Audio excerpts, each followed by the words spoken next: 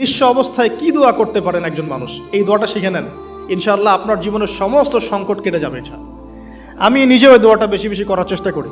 দোয়াটা হচ্ছে, মুসা আলাইহিস সালাম একটা গাছের নিচে হেলান দিয়ে বসলেন, বসে দেখলেন দুইজন মেয়ে দাঁড়িয়ে আছে দূরে, পানি নিতে পারছে না, লোকজন পানি নিয়ে যাচ্ছে, ওরা দাঁড়িয়ে আছে বেচারি।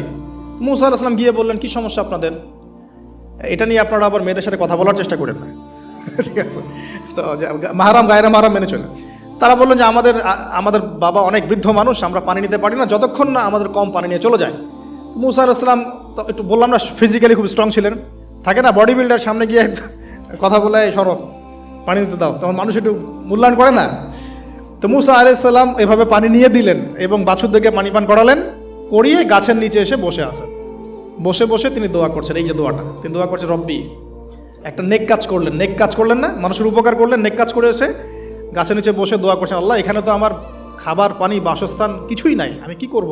রব্বি ইন্নি লিমা আনজালতা ইলাইয়া মিন খায়রিন ফাকির, রব্বি ইন্নি লিমা আনজালতা ইলাইয়া মিন খায়রিন ফাকির। আবার বলেন, রব্বি ইন্নি লিমা আনজালতা ইলাইয়া মিন খায়রিন ফাকির। অর্থ হচ্ছে, হে আল্লাহ, তুমি তোমার পক্ষ থেকে আমার উপরে যে নেয়ামতগুলো দিবে, আমি এর জন্য ফকির হয়ে বসে আছি।